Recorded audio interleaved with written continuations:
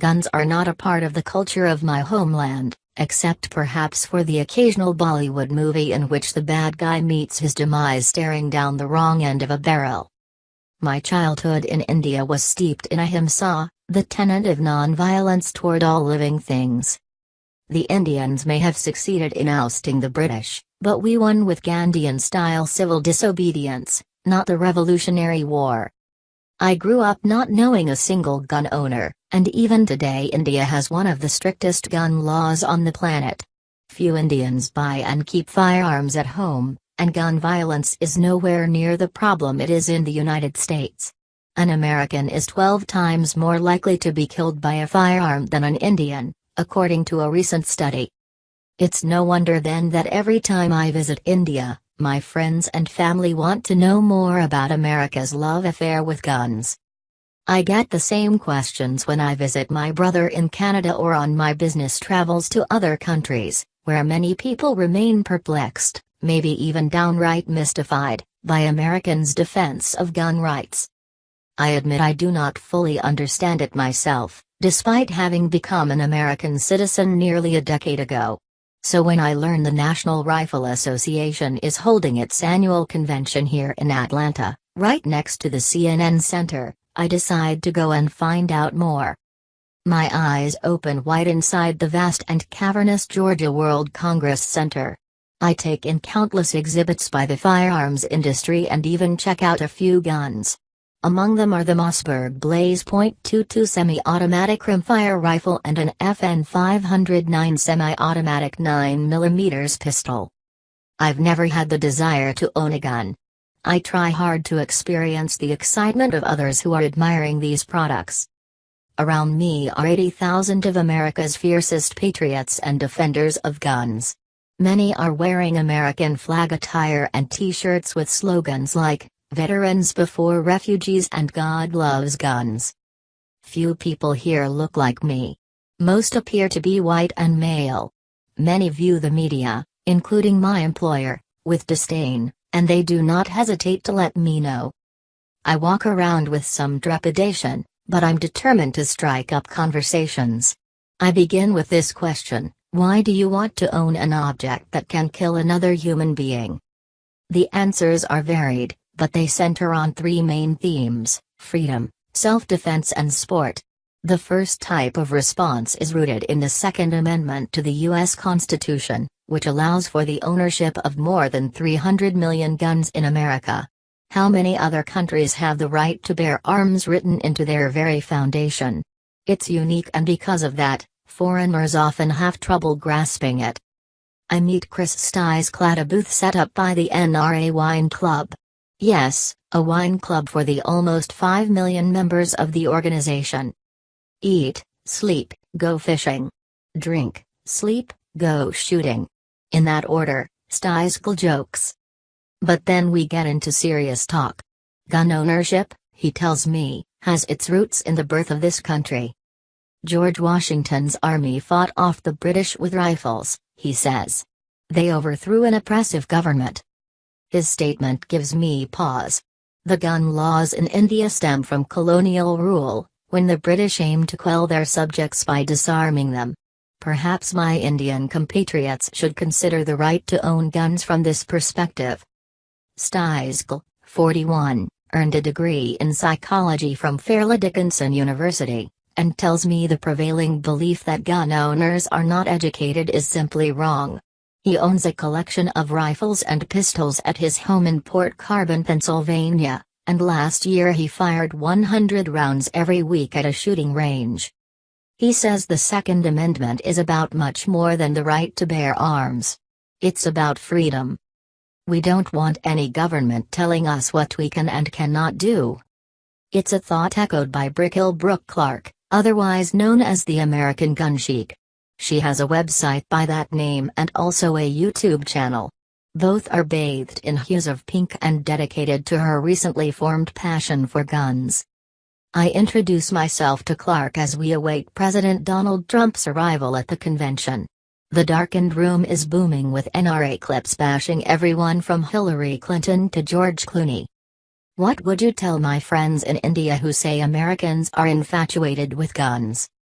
I wouldn't say Americans have an obsession with guns, Clark says. We have an obsession with being free. I ask what the Second Amendment means to her. It means I can live my life without anyone overpowering me, she says. It makes me equal with everyone else. The great equalizer. I never thought of the Second Amendment in that way. Self-protection, I discover, is a huge reason many Americans own firearms. Take Chloe Morris. She was born in Atlanta to Filipino parents. On this day, she's brought her mother along to hear Trump, the first sitting president to speak at an NRA convention since Ronald Reagan. Morris is 35, petite and soft-spoken, but she's fierce about her opinions on guns. I'm 5 feet tall and 100 pounds, she tells me. I cannot wait for a cop to come save me when I am threatened with rape or death. Morris was once opposed to guns. Extremely opposed, she says. She earned a master's degree in criminal justice from Georgia State University. I know the law, she says. For me, guns were not the answer. But a few years ago, a dear friend was assaulted in her own home in an upscale Atlanta subdivision. The incident struck fear in Morris. She would never let herself become a victim. She took shooting classes and became a Glock instructor. I teach for free. I want women to be safe. I own 10 guns. I have a 14-year-old son. I started teaching him to shoot when he was 5. I'm a lifetime member of the NRA. She pauses, and her next sentence surprises me.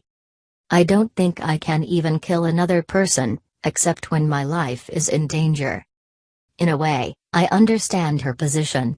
My first real exposure to guns came after I embedded with the U.S. Army and Marines to report the Iraq War. As a journalist, I never carried a weapon. Those soldiers coaxed me to learn how to shoot an M16.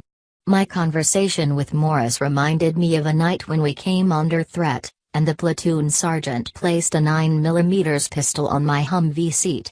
I refused to take it but knew instantly what he was trying to tell me. What if I were the last one alive? How would I save myself? Luckily, we were safe that night. But I've always wondered how I might have acted under a dreadful scenario. Other NRA members I speak with also tell me they don't trust the police to arrive in time when they are in danger. Scott Long, 55, lives out in the country in Piketon, Ohio, 25 miles away from the county sheriff. The police can't be there all the time, he says, looking at his wife, Dee Dee, and their 3 young children, whom he's brought along to the convention for a minute family vacation. Their son Brody, 9, has been shooting at the pellet range and is excited about his first 20-gauge shotgun. Where we live, we can shoot in our backyard, says Long, who owns 25 guns and is enjoying checking out all the shiny new weapons exhibited here. Such remoteness, too, is alien to me. I grew up in a city that now brims with some 16 million people on a working day. Firing guns in my grandfather's garden would not have been a good thing. I think about all the space we have in America. So many of us live far from other human beings. Like the Long family. Perhaps isolation adds to the need to own guns. I move forward in my quest to know more. I hear gun proponents express a dislike for big government. They stress individual liberties over the collective. For people who live in more socialist countries, it's another obstacle to understanding American gun culture. Near a stairway emblazoned with a giant Beretta, I speak with Derek Adams. He's a 32-year-old electric lineman from Nottingham, Pennsylvania. He describes himself as part black, part Puerto Rican and part Caucasian. How many guns do you own? I ask. Not enough, he replies. He picked up his first Glock when he was 22, and his first shot shattered a whole bunch of stereotypes. People look at guns as this evil tool whose job it is to kill, he says. They're not at all that. They are about protection. Adams believes that if all law-abiding citizens were armed, crime would drastically go down. He tells me that Chicago would not have such a high gun homicide rate if good folks in the inner cities were armed to fight thugs and gangs. Stop looking to government to help us. They are not our parents, Adams says.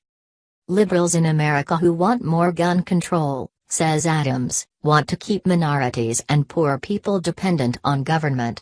Gun control started after slavery ended and was a way to keep black people disarmed, he says. You idiots, Adams says, referring to all people of color.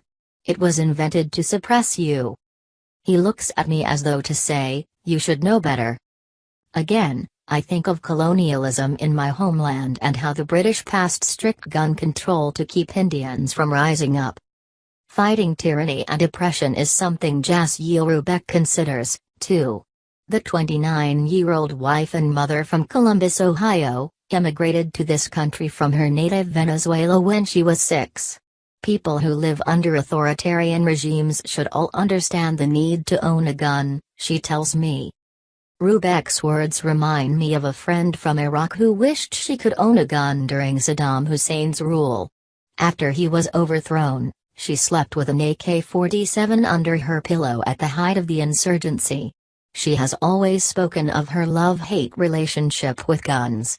She wants to protect her family, but she is tired of the eternal violence plaguing her land. She wishes now that every gun would disappear from Iraq. What I hear from speakers at the NRA convention, though, is that a peaceful world is a utopian fantasy, and that the need for guns will always exist. The NRA saved the soul of America, says Chris Cox, the executive director of the organization. I leave the convention trying to reconcile what I've gathered on this day with the philosophy of nonviolence with which I was raised. I am not certain that vast cultural differences can be bridged in a few hours, but I am glad I got a glimpse into the world of guns. I have much to consider.